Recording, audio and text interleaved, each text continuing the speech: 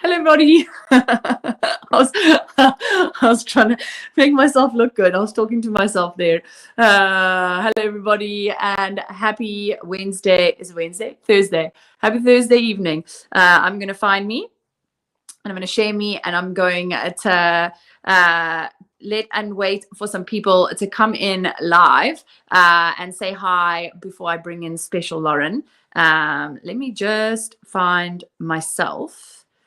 Where are you? When you are with me, please say hi. I was just backstage with the legendary Jules, and we were talking about, we wonder how many of these we have done together, live streams, because there are a lot. I am going to share us to Jeff together. Let me know if you're with me and how you're doing. Say hi. This is going to be a really special, amazing chat with Lauren. Let me find me. Here I am. Copy. I'm going to share it over here and link and send it on the live stream group. We have to let everyone know that we are live. I see there's some people that have already coming on to say hi. Hello. Let me post it on here. I can't wait to say hi to everybody. We have such an epic, so I've been talking about it, about wanting to like highlight our coaches more, and get to know them, because we have such epic coaches. And I have been speaking to Lauren more recently about helping me with certain clients, and me and her did a cook together, and I have been wanting to hear more about her story and her journey, and she's mentioned it to me quite a few times over the past couple of weeks where we've been interacting, and I ended up sending her a message and saying, hey, I actually don't know like your story, and by the sounds of things, like you've had a really rough and tough road, and I think it could be so inspiring and motivating for the community to be able to hear your story too. And do you feel comfortable to share, which is like a big deal, right? Do you feel comfortable coming live and sharing really vulnerable parts of your life? And so she's backstage, and I'm going to bring her in a minute. So I'm just going to say hi to Leanne, hi Liesel, hi Larissa, hello Sharon and Leslie and Tish, Auntie Pat, hello Cornelia, hello Jade, hello Charlene, hello Karen. Hello, everybody. I don't want to waste too much time. So as you come in, say hi.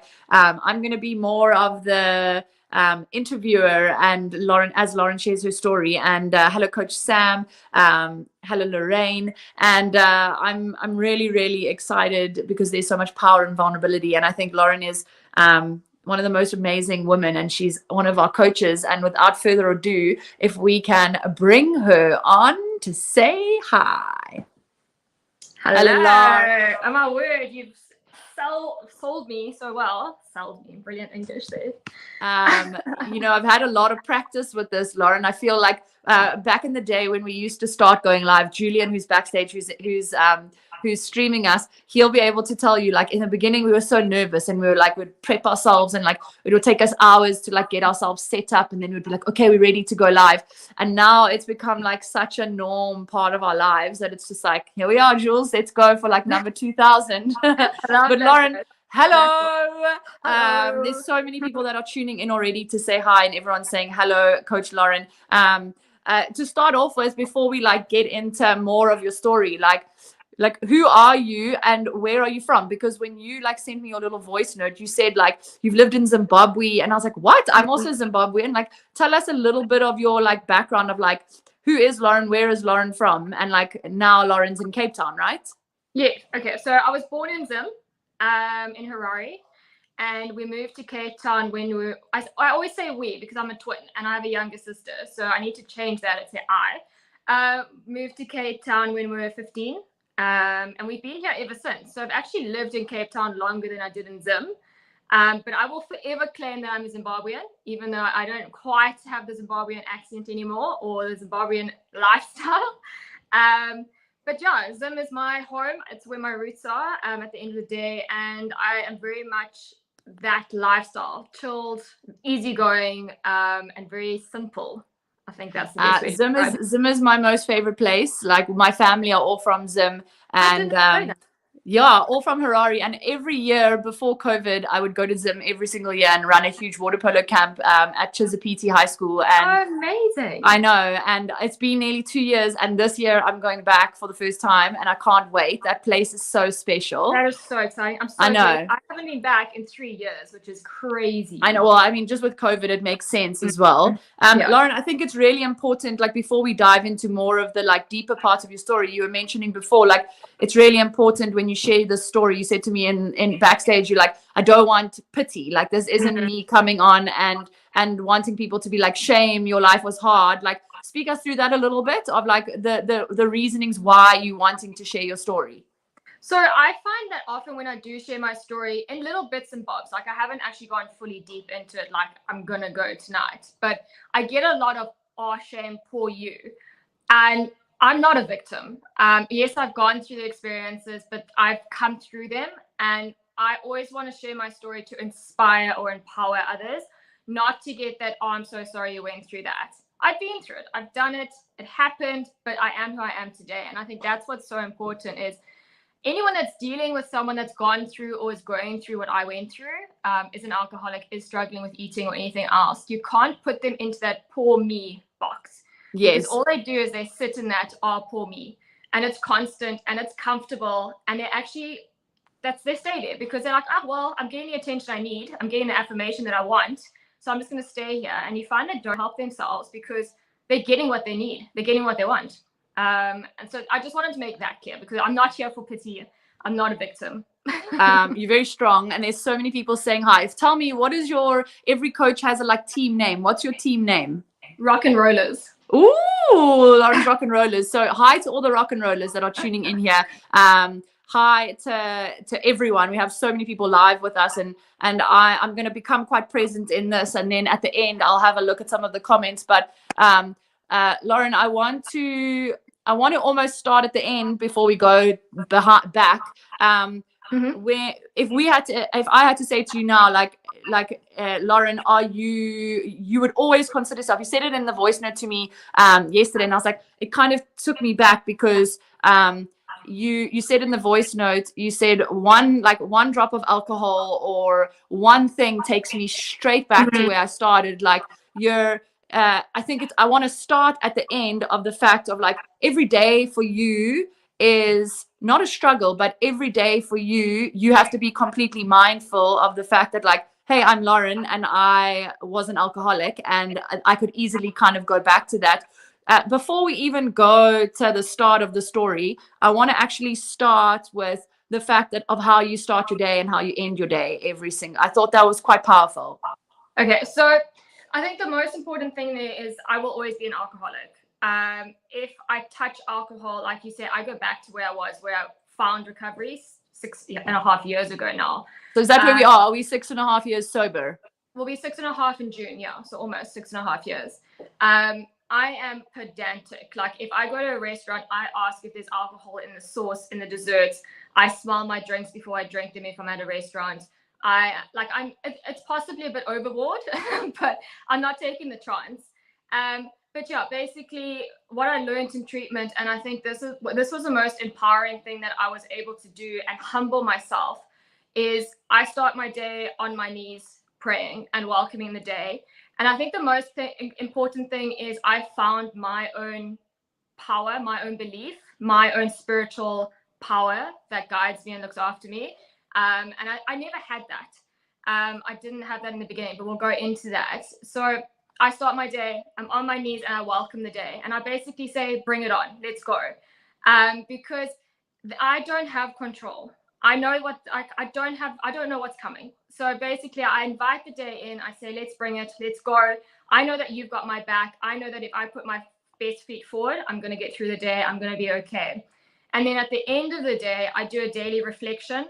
I go through my mood. I go through how I reacted to things. I go through how I felt throughout the day, how people made me feel, how I made people feel, and just kind of the energy and the emotions that I went through. And I send that through to my sponsor every night. And I've been doing that every night for 6.5 years.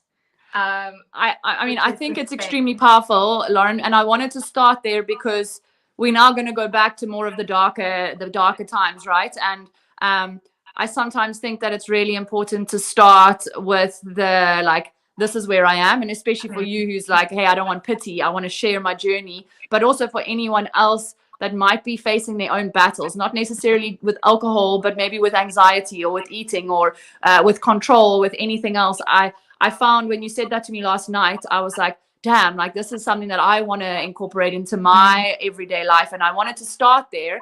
And now let's rewind. So, you know, you and I had spoken in more detail about the fact that you know, Lauren as a child went through a little bit of trauma, and that has played an impact in your life. And but speak to us about when did the wheels kind of start going off the bus, and like what's your earliest memory of like realizing like talk us through like your journey, like you spoke to me in the voice note yesterday.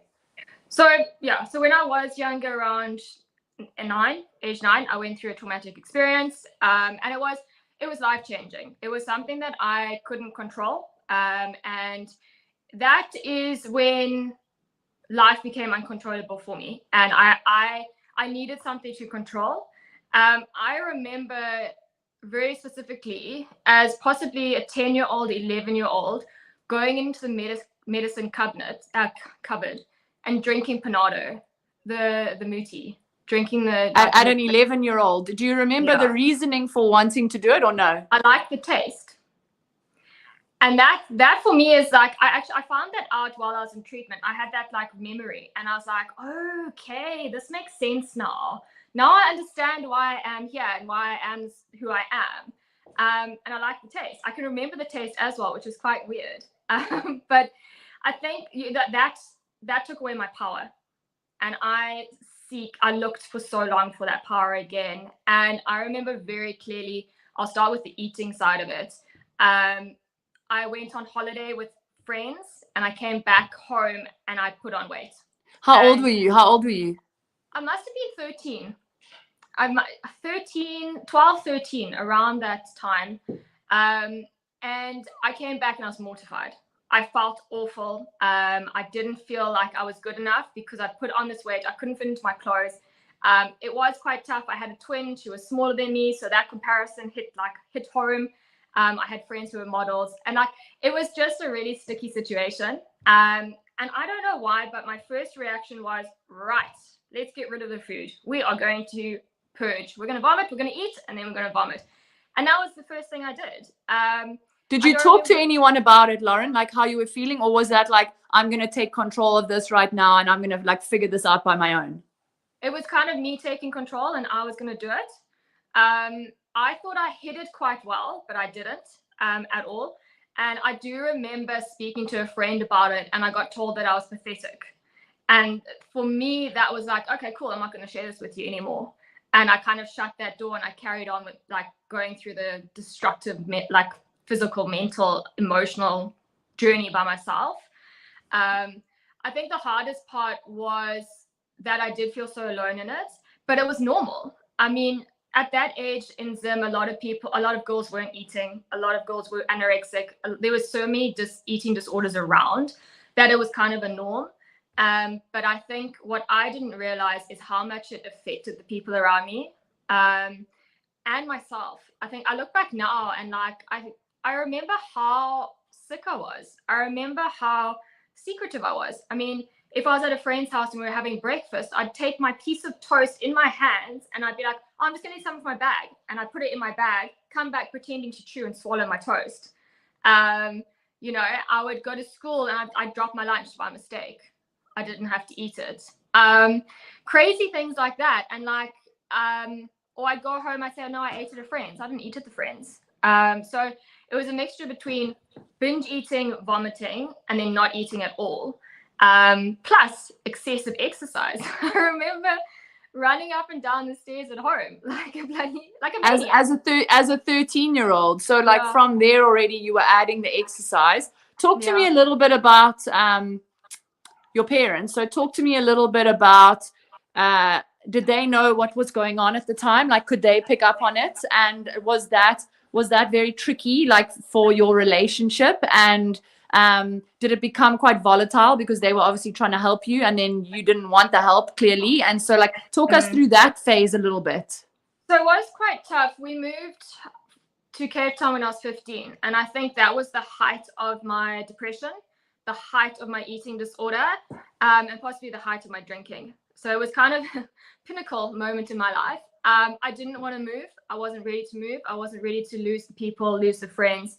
And I also knew that we were going to an all-girls school, which kind of elevated the pressure because I struggle with girls because I compared myself to them and I wasn't good enough. Or you were feeling insecure within yourself anyway. Now you're going to go to an all-girls school where, I mean, this is something I've always realized. There's always going to be someone skinnier, someone prettier, someone smarter. Like, and if you're feeling insecure within yourself and struggling with more of body issues and then surrounded by a bunch of girls, like it's just like almost like a recipe for disaster, right? Yeah.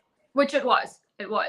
And we boarded. So we came down, we went to boarding school for 10 months.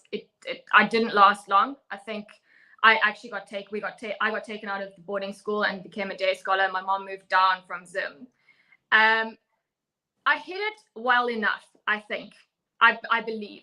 The first time I remember it was ever brought up is that my dad noticed the toilet after I had been.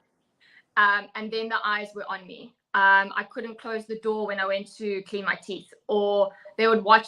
I would eat a loaf of bread like that. It was like done.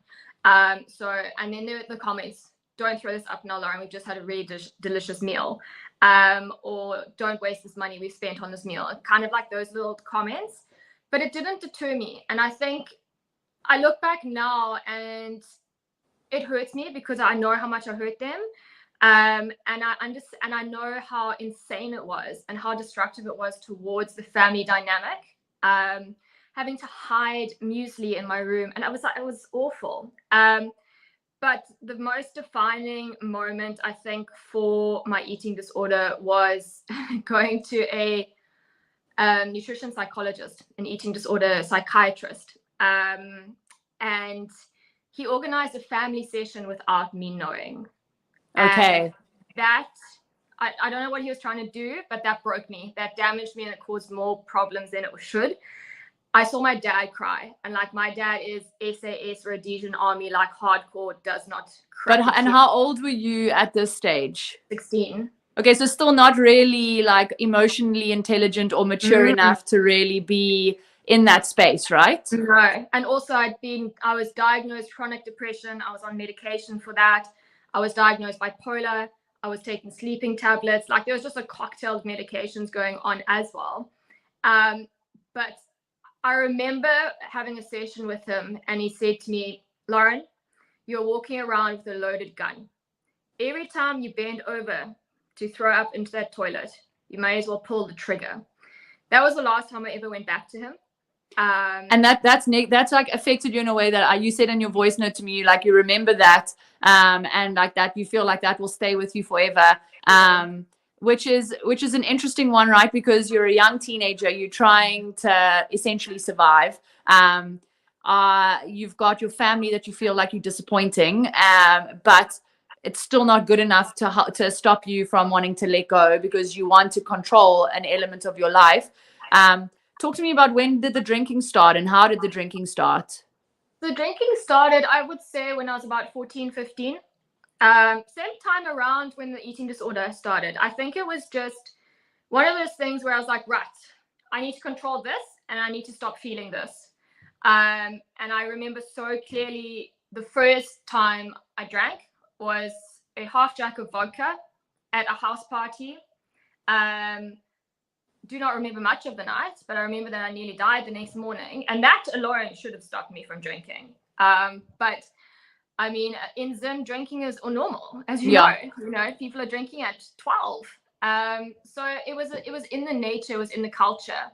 I was eventually known as the drunk twin because that was me every time, every party, every house party. I was the drunk twin. How does that make you feel, by the way, like now? Now I feel a little bit of shame, especially for my twin. I mean, I did put her through hell.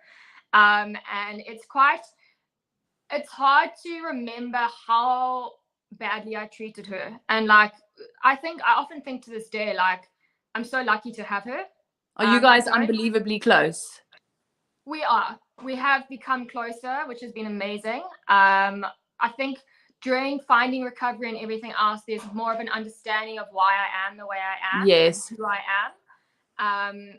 And we've bonded massively over me looking after her girls. Like, that was the biggest thing for me, is when I realized how much she trusted me, was when she's like, you can look after my girls and like take them to school, pick them up from school. And that just, my heart like burst with pride, because that means that she trusts me. Exactly. Who I am. But yeah, so drinking, 14.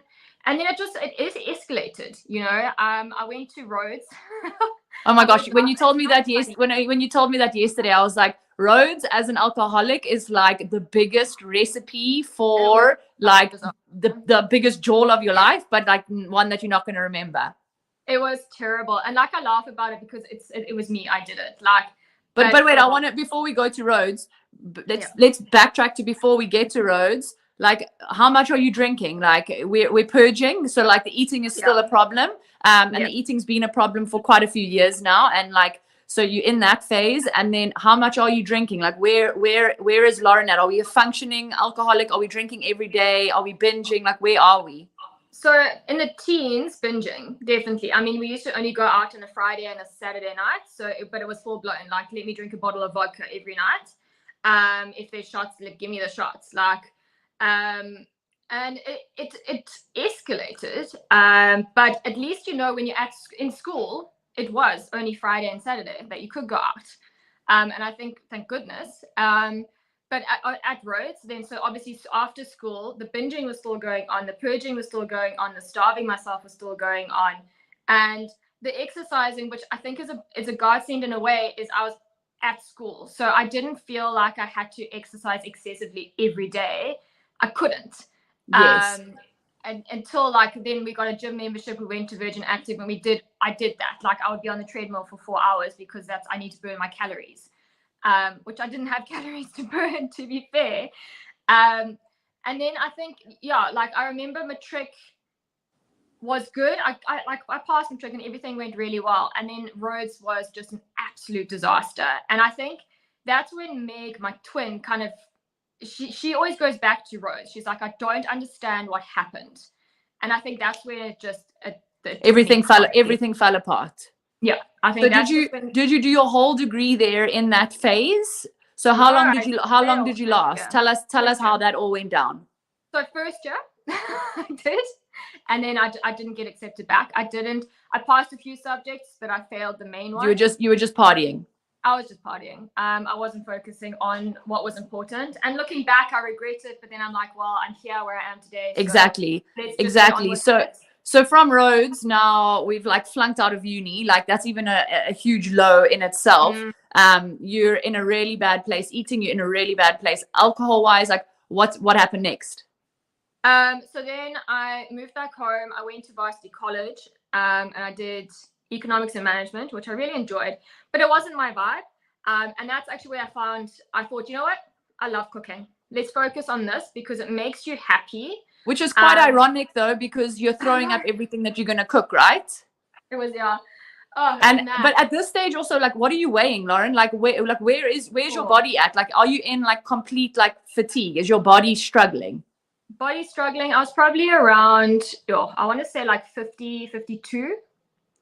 And I'm like 165. So I was really undernourished. I remember when I first started, I was like, I want to weigh 44 kgs because that was your goal. That was my goal. I mean, like, let's be honest. So that was the insanity though. And I was unhealthy. I wasn't exercising because I didn't have the energy to exercise. And if I was exercising, I was using it to punish myself rather than kind of be happy and enjoy the workout or enjoy the sweat. And I think, in a sense, going into pastry and going into something where it was so precise and it was, you have to do it this way, you can't do it any other way, kind of focused my creativity, and it focused my mind to something that I could control in another way. So like looking back and thinking about it right now, probably the best career path I could have made, because it did bring me back to quiet and a happy place where I knew that I had control over what I was making and I could make it beautiful. I could make the cake beautiful even if I didn't feel beautiful. Gotcha. And I think that for me was amazing. And I went into fine dining restaurants and everything, and it was an amazing thing for me to do. But really, really bad environment for an alcoholic, again, because you've got the pressure in the kitchen. You go out and you drink after the shift. So if I was doing night shifts, I would work until midnight and I'd drink until 5. Then I'd start the day again at 10. So it was just the cycle again of going out, drinking, starting again, going out, drinking. And it was a vicious cycle. And I think for me, that's also when relationships got strained. Definitely. I mean, I say this with ease, and I say this quite roughly, like my dad didn't see the extent of my alcoholism. He heard about it because I would phone him in tears and say, I need to leave, I can't do this, I hate Cape Town, I need to come home to you. But I was running away from me. My mom got the massive brunt of it. Meg was at Rhodes still, so she didn't kind of see it either. Yes. And then my younger sister also got a bit of a brunt of it as well. And I think that's when the wheels went off. So from when I was about 22 to I went into treatment when I was 27, those 5 years. Which is a long time, hey, Lauren? Yeah.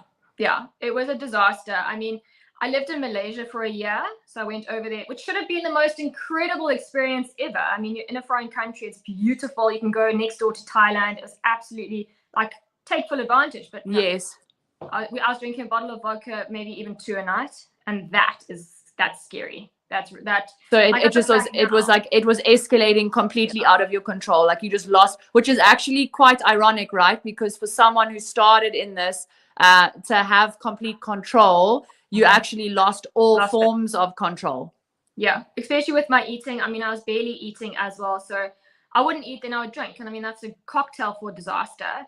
And then when I came back from Malaysia, I was working. But again, the night shifts didn't work for me. It wasn't a good situation because I'd work until midnight. I'd drink until 6, 7 in the morning. Well, they say 5 in the morning.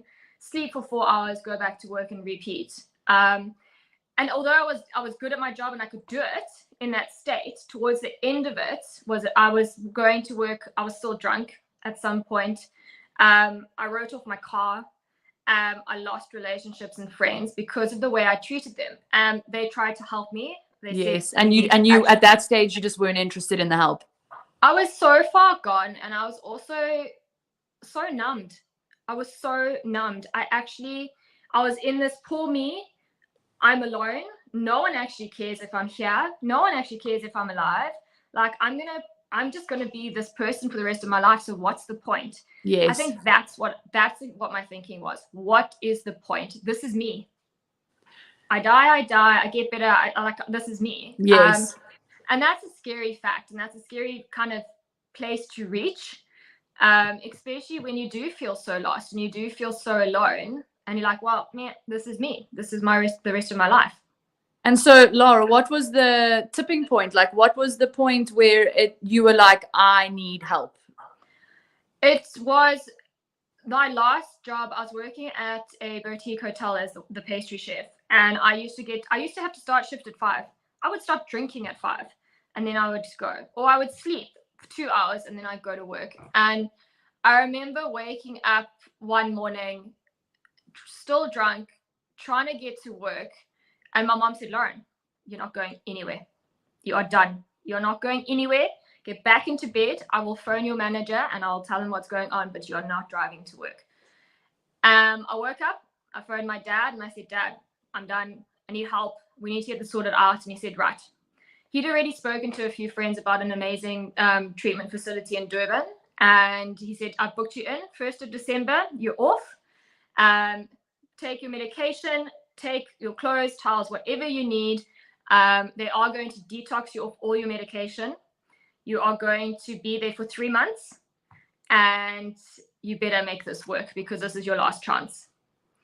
And so how were you feeling like with that? Did you feel the pressure or did you feel almost like a sense of relief of like, thank God I don't have to worry about just controlling anymore. I'm going to like have someone that can tell me what to do and I can get some help.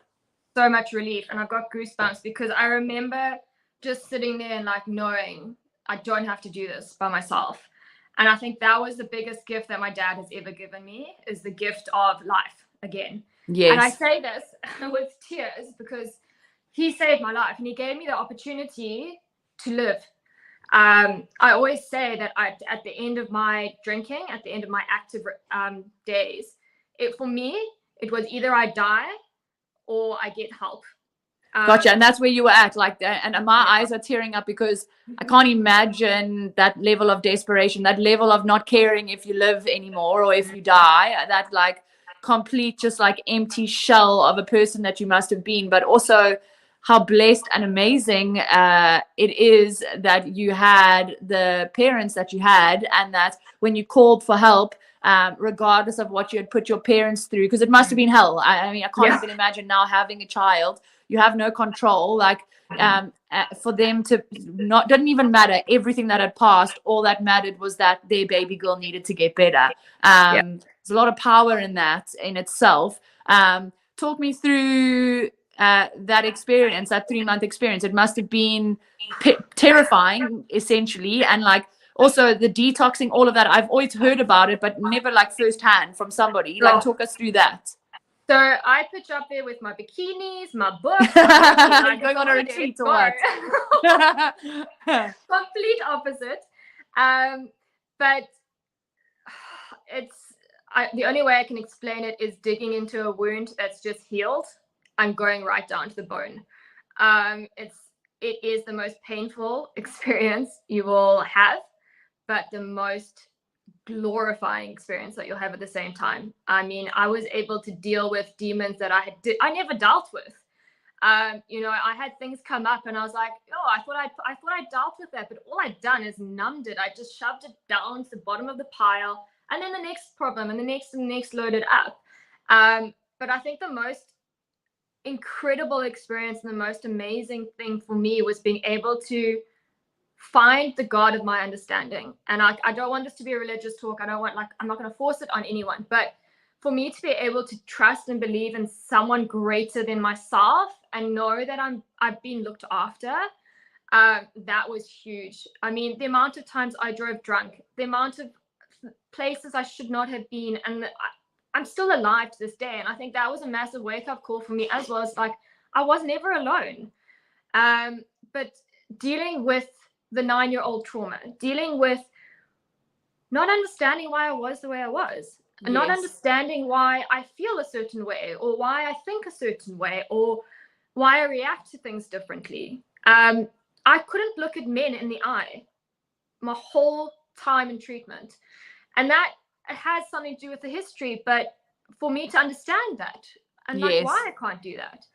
And it was just kind of amazing to understand me and the way that I dealt with things, but the way that I can deal with things, and the whole reframing of my thinking, instead of reacting with, nope, not dealing with this, numb, drink, don't want to think about it. Actually saying, okay, cool, let's see. Do I need to pay attention to this? No. Right, next, move on. I think that's been a massive thing. And then detoxing off the medication, my word. That is, I can't imagine. I will not, like my worst enemy does not deserve that. It was so bad. It took 16 days to detox off the medication. I apparently, like, it's the worst they saw. I don't know, like, well, that was 6 years ago, but I was in bed for like 7 days. I felt like my brain was getting electrocuted every few minutes. It was like this. I didn't eat. I think I was just a ghost. But I now understand I wasn't bipolar. I was an alcoholic. Depressed? Yes, massively, chronically. But I've learned how to deal with that now. We all have our ups and our downs. Like I still have depressive moments where I'm like, I hate my life. Why is this happening? But I don't sit in it. And I think that's the difference, is where 6-7 years ago, when I felt depressed and I felt low, I sat there And I was like, this is my warm, comfy place. It is just, this is where I am. This is where I Yeah, belong. for you, your depression was very situational. It was very with what you were going through. I there's so many amazing comments here. Like I actually can't wait for you to go back and read. I want to touch now on this. Like you've had this experience, you've been in this place. Talk us through the last 6 years, Lauren, because I can't imagine like coming out of there. It wasn't just like you snapped your fingers and you were like, cool. Talk us through how difficult that transition back into the real world was. And like you still stayed in the pastry industry, right? So like it's not like your environments were changing. They stayed the same, but you were different. Like talk me through that a little bit of like how you've navigated that. So I went back to Zim. I was in Durban. I had like 3 or 4 days in Durban with my mom and my twin. And then I flew back to Zim, which again, thank goodness I went back to Zim. I think if I'd come straight to Cape Town, I wouldn't be where I am today. I firmly believe that was the best choice for me. And I lived with my dad for almost 3 years, I think, because I only came, somewhere around there. But my word, learning to live again, it is literally, and I often say I'm only 6.5 years old because I've had to learn how to be around people. And it's quite bizarre because you're talking to someone, but you're like, are they judging me for being an alcoholic? Are they judging me for being in treatment? Like, what do they think? And at first I was like, oh man, I need to be careful about how I say this, and like, no, whatever. But it's learning to have conversations. It's learning to be normal and have a conversation without needing alcohol, and like doing normal things, like going to brunch, 100%. having water or having coffee, and like, or going to weddings or going to like friends' birthdays, like everything includes like some kind of celebration, right? Yeah, exactly. And I actually went to a wedding in my first year of recovery. Will not suggest it to anyone who's yeah.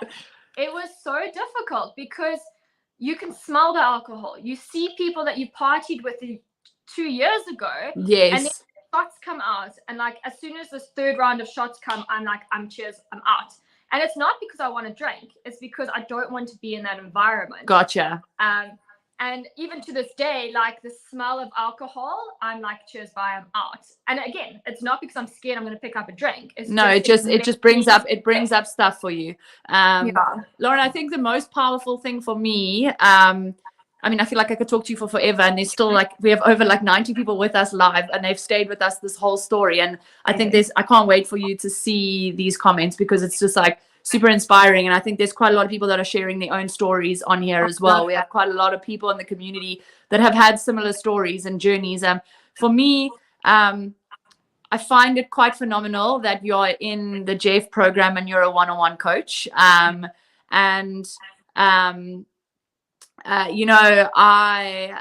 have lots of friends and lots of family and lots of people that have struggled with food and have continued to struggle with food, and different clients that are wanting to come into the program. Like you're coaching my best friend Leash, and she is my best friend in the whole world. And she was like, I want to go into the one-on-one program, and like, who's going to be my best coach for me? And I have this negative relationship with food. And I went to the team and I was like, who's the best person to have? Lauren, don't you think that it is the most phenomenal thing in the entire universe that you look at this story and this journey that you've been on and where you've come from, and you're now in this place where you're able to be a mentor and a guide to other people that are struggling with unhealthy relationships with food, or are struggling with eating disorders, or might be battling with like their alcohol consumption, or have a negative connotation on food. And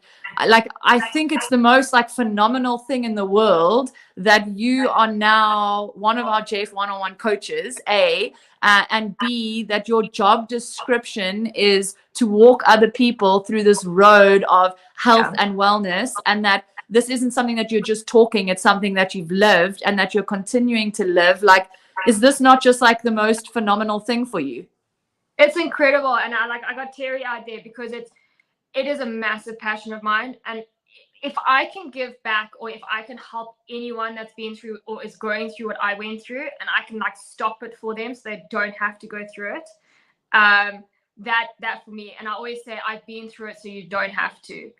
And that just fills my heart, because I can give back and I can help people because I've been there. Exactly. And I get so frustrated, and I have to be honest, when clients like they don't acknowledge it, and I'm like, it will get better. I promise you it will get better. I have been there. Just trust me. Trust in the process, and trust in this guidance and evidence that I'm giving you, because I've been there. I've done it. And I mean, that's it. Giving back, being of service is the whole thing about being an alcoholic and being in recovery, is giving back. And that's where the humility comes in. You know, I'm not no superhuman. I've struggled, I've got through it, and I'm here to guide you. And you're also one of millions and millions of people that have dealt with similar issues. I mean, I'm seeing so many people here saying, like Cornelia says, she's 17 years sober right now, and she said she still struggles at a wedding or a party, and she said that she struggles with how people look at you differently when you don't drink. Like I'm one of those, not an alcoholic at all. Never liked the taste of alcohol, and I used to just like binge as a teenager. And when I got into my 20s, before I met my husband, I was just like, this is not serving me. Like, I'm done, and I haven't had a drink in whatever. And I have even found myself that my best friends are the most accepting and loving, and like if someone's like, oh, do you want to drink, my friends will be like, no, Seri doesn't drink. Like, it's just like this norm, like no one cares. And my husband, who loves a drink, he thinks it's the best thing ever because I get to be a designated driver all the time. But there is this, it is quite phenomenal how many people will be like, you don't drink, like, and they can't understand it like at all. It's like mind blowing for them that like I can also have a lot of fun without it as well. And so like I just think that it's so brave of you, of just like, this is my story, and I'm so unapologetically myself in this, and I'm so committed to my recovery, and I'm so committed to like being the best version of myself. But not only that, you're now at a place 6.5 years later where you're like, I'm also so committed to helping others, and I'm so committed to them like being on their journey. Like, talk me through the rock and rollers, like talk me through your team. And for anyone that might be like listening to your story who's like, I need you as my coach, like talk through your approach as well as a coach, and what your team is like, because I see a lot of the rock and rollers here, and they're like they're so proud to be part of your team. Oh, they're all so amazing. I think what every single one brings a special element to my day, and like I always do a voice note in the morning, and sometimes I'm like singing. I'm like, I'm so sorry I put you through that. I really like, it won't happen again, but it does the next day, and they know that. But they all are so special, and I think what's so divine is I'm able to coach them for who they are, for their little experience, or what they've been going through, or what they want to learn from me. As long as they are open and willing, I think that's the most important thing. And I do get through those little hard shells every now and again. But it's such an incredible bunch of women. I've got 2 men, but the ladies are just incredible. And what's so nice about it is there is that trust, there is that vulnerability. Like, if they're struggling with someone, I'm like, right, straight, let me tell you my experience with this. And I share it very openly. There's never a case where I sit there, I'm like, no, that's not right. You shouldn't be thinking that, because that's not fair. We're all entitled to our own feelings, but my thing is, don't let the crazy in. Like I always say, that hamster wheel is just turning and turning and turning. Slow it down, react, don't respond, don't react. Yes. And it's just about reframing the thinking. And I think that's what's been so amazing, is that I'm able to say, okay, cool, so you're thinking about it like this, how about like this? And just changing that. And it's literally just flipping it around ever so slightly. And they're like, oh, okay, yeah, that makes sense. And it's just little things. Yeah, 100%. And Lauren, like, to wrap up, I want to let anyone know that who's live, that's listening to your story, or anyone that does listen to this on catch up, like, if you have been waiting for someone and you're like, I need some help, and this woman is like the one for me, you can reach out to Lauren directly. You can reach out to me and I can put you in contact with Lauren directly. This is one of the reasons why I want to do these weekly segments where I want to highlight our coaches and like who they are, what are their stories, like what do they have to offer, because someone wrote on a comment earlier saying you never know what someone is going through, and we really don't. And a lot of people in this Jeff space are desperate for that accountability and desperate for that person that's in their corner. And I can't think of a better person in your corner than you. And I just want to say thank you. Like, thank you for wanting to help yourself. Thank you for walking the hard road so that your light can now effectively shine on others. Like, thank you for doing the hard so that now others don't have to. And thank you for choosing Jeff essentially as like the place that you want to shine your light on. Like, I just think we are so privileged and blessed to have you, and those that are coached by you are so privileged and blessed. And also thank you for being willing and open and vulnerable to come and share your story. I think that there's so much power in that, and I really do believe that by sharing our own truths and our own vulnerabilities, it unlocks the doors for others to share theirs. And so I just want to thank you so much. I just think you're spectacular. And I'm so grateful that we have you. And I'm so excited to come to Cape Town for your pastries, for your cheesecake. Okay, cheesecake deal. Very excited. Thank you for this. I think I'm always so open and honest about my story, and as you said, like if I can help one person, then that's like deal, like I'm done. It's just, I think you're never alone, and I think so often we find that no one will understand me, and I think that's what's come up quite a lot in my coaching is I have been there, and I always say that I've been there, I've done it, so that you don't have to. And I think that's the hardest part, is saying, okay, I let go. 100%. Help.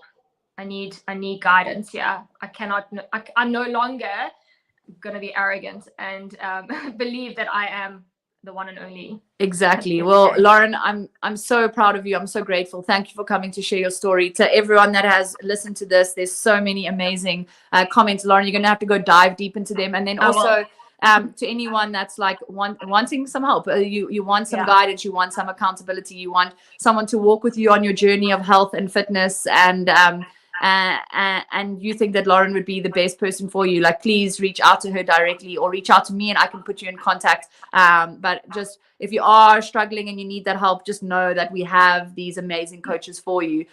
Sending you so much love, and for everyone in the community, so much love. And we are signing off and saying toodaloo. You have to do my toodaloo, Lauren. Toodaloo. And goodbye. Bye.